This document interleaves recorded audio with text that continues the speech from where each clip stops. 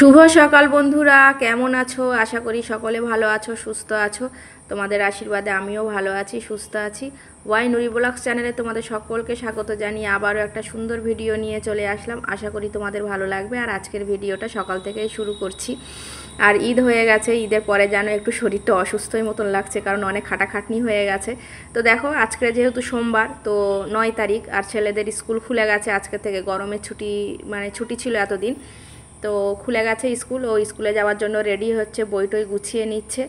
আর এই যে আমি মানে ওর স্কুলে যাওয়ার আগে চেষ্টা করলাম তাড়াতাড়ি করে একটু ঘরটাকে, বিছানাটাকে গুছিয়ে নিয়ে একটু ঘরটাকে মানে ঝাঁট দিয়ে নিই, কারণ স্কুলে যাচ্ছি, স্কুলে যাওয়ার আগে আর বাড়ির থেকে বার হচ্ছে তার আগে একটু ঘরটাকে ঝাঁট দিয়ে নিলে আমার মনে হয় ভালো হয়। তো টিফিন কিছু করিনি, ও বললো আমার টিফিন দিতে হবে না, আমি ক্যান্টিনে খেয়ে নেব। তো বাড়ির মাঝে মাঝে বলে, আবার মাঝে মাঝে বলে যে আজকের খাবো না। তো আজকের আমি আর কিছু টিফিন করে দেয়নি, ও পাপা ওকে টাকা দিয়ে দিয়েছিল। ও স্কুলের ক্যান্টিনে, ওখানেই মানে স্কুলের ভিতরেই ক্যান্টিন আছে, ওখান থেকে বললো আজকে টিফিন খেয়ে নেবে। ওই জন্য সকালে টিফিনের ঝামেলাটা ছিল না। তো তাড়াতাড়ি ওই জন্য বিছানাটাকে গুছিয়ে নিয়ে আর ঘরটাকেও একটু ঝাঁট দিয়ে নিচ্ছি। আর আমি তো বিছানা ঝাঁট দিয়ে আগে ঘরটাকেই ঝাঁট দিয়ে নিই। এটা আমার রোজকার রুটিন, আর এটা আমার প্রত্যেক দিনেরই অভ্যাস যে বিছানা ঝেড়ে নিয়ে ঘরটাকে ঝাঁট দিয়ে নিলে আমার মনে হয় সবার আগে ঘরটাই ঝাঁট দিয়ে নিলে মনে হয় কাজ অনেকটাই কম হয়ে থাকে। তো ওই বিছানাপত্র গুছিয়ে নিয়ে ঘরটাকে ঝাঁট দিয়ে নিচ্ছি, আর ও ওখানে রেডি হচ্ছে। তো গরম কমেনি, তা আজকেরও প্রচণ্ড গরম, রৌদ্রের তাপ আছে বাইরে। তো এখন স্কুল খুলে গেছে, গরম হোক আর যাই হোক যেতে তো হবে। দেখা যাক, এখন যদি গরমটা না কমে মনে হয় আবারও হয়তো ছুটি দিতে পারে। ঠিক জানি না, কারণ প্রত্যেক বছরে তো ওরকমই হয়, যখন একটু গরমের ছুটি মানে শেষে আবার যখন স্কুল খুলে যায় আবার গরম পড়ে যায়, মানে গরম শেষ হয় না। তো তারপরে আবার সপ্তাহখানিকের জন্য আবার স্কুল ছুটি দিয়ে দেয়, দিয়ে তারপর যখন বৃষ্টি টিষ্টি হয় তখন মানে আবার স্কুলটা মেসেজ দিয়ে দেয় যে স্কুল খুলবে। তো দেখা যাক এবারেও কি হয়। তো এই যে আমি ঝাড় দিয়ে নিচ্ছি, একেবারে বারান্দায় চলে এসেছি, আর পাশের ঘরে ও ড্রেস পরছে স্কুলের। ওই যে চেষ্টা করলাম যে ঝাড়টাকে দেওয়ার, তো হয়ে গেছে মোটামুটি। আর ওই যে ও পাপা দিয়ে আসতে যাচ্ছে, এখনও ওর গাড়িটা ঠিক করা হয়নি, তো চলে গেছে। আমি আবার পাশের ঘরের মানে বিছানা চাদর সব গুছিয়ে নিয়েছি, বালিশ কাঁথা যা ছিল সব গুছিয়ে নিয়েছি। আর এই যে বাড়িতে মানুষ না থাকলে দেখো, আজকের স্কুল বলে সবাই সকাল সকাল উঠে গেছে, আর আমারও কাজগুলো সকাল সকালই গুছানো হয়ে গেছে। আর কিছুটা কাপড় চোপড় ছিল আগের দিনের, কাচাকুচি করেছিলাম, তো সেগুলো আর গোছানো হয়নি। তো এই যে এখন গুছিয়ে নিচ্ছি। আর বেড কভারগুলোও ছিল, কারণ ওই যে ঈদের দিনে সব বিছিয়েছিলাম, তো সেগুলোকে সব তুলে দিয়েছি। আর আর নতুন বেড কভার তো বেশ মারে দেওয়া, যেন একটু শুতেও অস্বস্তি হচ্ছিলো বলে আমি রাত্রেই তুলে দিয়ে ওই যে পুরনো যে চাদর আগে বিছাতাম সেগুলোই বিছিয়ে দিয়েছি, কারণ গরমের সময় তো একটু পুরনো নেতানো চাদর হলেই যেন মানে একটু ভালো লাগে, তাইতে শুতে বেশ আরাম হয়। আর এই যে নতুন খসখসে চাদর তো মানে কষ্ট হচ্ছিল, কিন্তু ঈদের দিন একটু নতুন জিনিস বিছিয়ে রেখেছিলাম, দিয়ে পরে রাত্রের দিকে তুলে দিয়েছি। আর দেখলাম একটু মানে ছেলে দু এক জায়গায় সব খাবার ফেলেছে, তো ভালো করে কেচে ধুয়ে দিলাম, আবার পরে বিছিয়ে দেবো। তো এই যে মোটামুটি কাপড় চোপড়ও সব গুছানো হয়ে গেছে। আর আজকের কাজকামগুলো একটু তাড়াতাড়ি করে নিচ্ছি। আর বিশেষ করে আজকের না আমার রান্না নেই, ওই জন্য, কারণ আগের দিনে রান্না করেছিলাম বিরিয়ানি, অনেকটাই ছিল। তোর বাবা বললো আর রান্না করতে হবে না, একটু মাংস রান্না করলেই হয়ে যাবে। তো বেলার দিকে এসে একটু মাংসটা রান্না করে নিয়েছিল, আর আমি সকাল সকাল এই যে গুছিয়ে গাছে কাজকাম করে নিয়েছিলাম। আর আমার একটা বান্ধবী এসেছিলো, তার সঙ্গে গল্প করছিলাম আর আমি কাজগুলোকে করছিলাম। সেও দেখছিল, ও আমার ব্লগ ডেলি দেখে, তো বলছিল বলে তুমি কিভাবে কি করো, আমি আজকে দেখবো বসে বসে। তো ও পাশেই বসে আছে, আর আমি ওর সাথে কথা বলছি আর কাজকাম করছি। তো এই যে গোছানো গাছানোর পরে ও চলে গেছিলো, তারপরে আবার বাকি কাজগুলো আমি আবার একা একাই করলাম।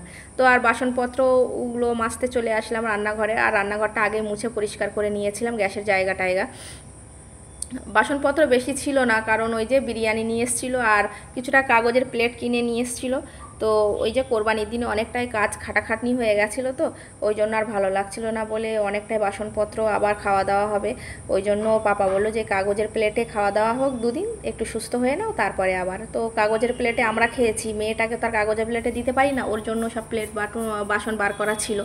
আর কিছুটা চামচ গ্লাস পিয়ালা হয়েছিল, মানে একটু ওঠানো এটা ওঠার জন্য, ওই জন্য কিছুটা বাসনপত্র হয়েছিল। তো সেগুলোকেও সকালবেলা মাজা ঘষা করে নিলাম, মানে আমার এই যে কাজ হয়ে গেল। আর তারপরে মানে কিছুটা বোতল, দুটো তিনটে বোতলও ভর্তি করে নিলাম, কারণ গরম যা পড়েছে প্রচণ্ড গরম, প্রচণ্ড। জানি না কাদের ওখানে কেমন গরম, তবে আমাদের এখানে ভীষণ গরম। একটু করে পানি হচ্ছে, তো যখন পানি হচ্ছে তখন ঠান্ডা, কিন্তু তারপরে যে অসহ্য গরম পড়ছে, মানে সহ্য করতে পারছি না, আর কাজও করতে পারছি না। এত কষ্ট হচ্ছে গরমের মধ্যে কাজ করতে, কি বলবো। তো তারপরে এই 2-3টে বোতল ভর্তি করে ফ্রিজে দিয়ে দিচ্ছি। আর 2টো বোতল আগে থেকে ফ্রিজে ছিল, কারণ আমি দিয়ে রাখি, সকালে ঘুম থেকে উঠে আমার একটু ঠান্ডা পানি না খেলে হয় না। এই কাজকাম করি তো, আর অনেকটাই কষ্ট হয়ে যায়, একটু আমি পানি খাই আর কাজ করি। ওই জন্য ফ্রিজে 2টো বোতল ছিল, আর যেগুলো খালি ছিল সেগুলো আমি আবার ভরে দিয়ে দিচ্ছি। তো এই 2-3টে বোতল খালি ছিল, সেগুলোকে ভরে নিলাম, ফ্রিজে দিয়ে দেব, একটু মানে ঠান্ডা হোক তারপর বেলার দিকে। তো তারপর আর কাজকাম ছিল না, কাপড় চোপড় কেচে মেলে দিয়ে ঘুমটুম দিয়ে সন্ধ্যার পরে ওই বান্ধবীটার সঙ্গে চলে গেলাম এক জায়গায় ঘুরতে, ওরই একটা বান্ধবীর বাড়িতে। তো আমাকে ফোন করে বললো যে যাবে, তা আমি বললাম চলো, ঘরে তো একাই থাকি, তো চলো, আর ঈদও হয়ে গেছে, একটু ঘুরতে ইচ্ছা হচ্ছে। কিন্তু বরকে বলছি, তো বলছে যে বাইরে প্রচণ্ড গরম, এত গরমে বার হওয়া যাবে না, একটু ওয়েদারটা ঠান্ডা হোক তারপর। তো আমিও বাইরে বার হয়ে বুঝতে পারলাম যে বাবা এত গরম। তো মিষ্টির দোকান থেকে একটু খাবার টাবার নিলাম, মাজা নিল, মিষ্টি নিল, আমি নেইনি, ও নিয়েছিল। তো দিয়ে প্রায় এই যে চলে এসেছি। আর আমরা তো ওনার বাড়িটা চিনি না, তো উনি রাস্তার ধারে দাঁড়িয়েছিলেন। দিয়ে তারপরে ওনাদের বাড়িতে গেলাম, তো হেঁটে হেঁটেই গেছিলাম। তো যেতে যেতে দেখলাম যে প্রায় সাপুরজির কাছেই আমরা চলে গেছি, আর ওনাদের বাড়িটা একটু সাপুরজির থেকে মিনিট 5 আগে। তো ওই যে দুজনে গল্প করতে করতে চলে গেছিলাম, মানে ওনাদের বাড়িতে চলে এসেছি। যে বেশ ভালো লাগলো, একটা নতুন জায়গায় গেলাম অনেক দিন পর। আর মানে কারোর বাড়িতে যেতে আমার একটু ভালোই লাগে। তো এই যে ওনার বাড়িটা খুবই সুন্দর ছিল, গেছিলাম। তো নিজে তো কোনোদিন হয়তো যেতাম না, ওনার ওই বান্ধবীর সঙ্গে পরিচয় হয়েছিল, গেছিলাম। তো যাওয়ার সাথে সাথে আমাদেরকে একটু জুস দিল, আর এই যে মানে সেমুই করেছিল সেটা দিল। তো ওর বাড়ির পাশে যেহেতু সাপুরজি, তো আমরা ওখান থেকে ঘুরে একটু চলে গেছিলাম সাপুরজিতে, ওখানে গিয়ে একটু দই ফুচকা খেলাম। কারণ সাপুরজি এমন একটা জায়গা, গেলে দই ফুচকা না খেলে হয় না। তো খাওয়া দাওয়া করে আবার বাড়ি চলে আসলাম। তো বন্ধুরা, আজকের ভিডিওটা এই